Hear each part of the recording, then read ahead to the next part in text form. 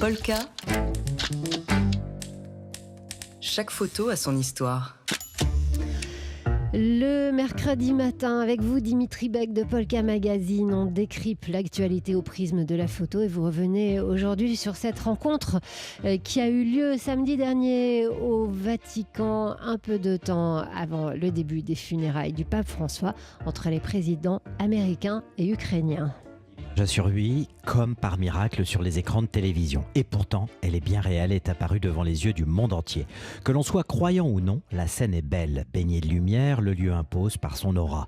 Nous sommes à l'intérieur de la basilique Saint-Pierre au Vatican. Le cadre est grandiose, majestueux même, avec son sol en marbre polychrome. En marge de la cérémonie des funérailles du pape, Donald Trump et Volodymyr Zelensky sont assis sur des chaises rouges. Les deux présidents sont face à face, penchés l'un vers l'autre. Ils n'ont pour ainsi dire jamais été aussi proches. On les imagine s'entretenir tout doucement. Il faut dire que les voix portent dans les églises. Zelensky parle avec les mains. Trump l'écoute. L'ambiance de la conversation est bien loin de leur dernier échange houleux dans le bureau ovale de la Maison Blanche 2 mois auparavant. Cette séquence, qui a des allures de confessionnal, l'isoloir en moins, a été prise par Andriy Yermak, le chef du cabinet du président ukrainien, qui l'a posté sur sa chaîne Telegram.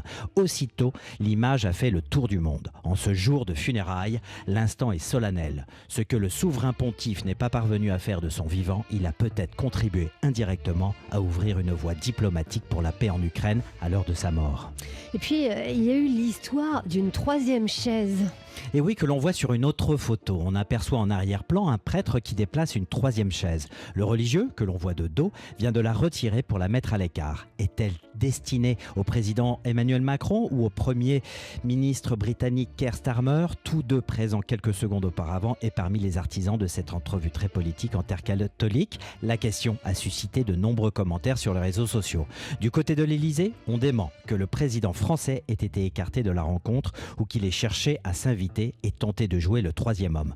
Quoi qu'il en soit, on peut y voir la métaphore du grand absent, Vladimir Poutine. Le chef du Kremlin, effectivement, n'était pas là. Sous le coup d'un mandat d'arrêt international de la Cour pénale internationale, il aurait théoriquement pu être arrêté à l'aéroport de Rome. Donc, pas de paix possible en Ukraine tant qu'il manque un des belligérants. En attendant, si Zelensky comme Trump s'accordent à dire que leur réunion a été productive et positive, la photo a bien marqué cette journée historique. Fera-t-elle l'histoire? On a envie d'y croire, mais il n'y a pas que les voies de Dieu qui soient impénétrables parfois.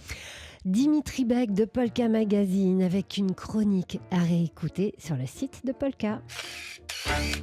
Polka. Chaque photo a son histoire.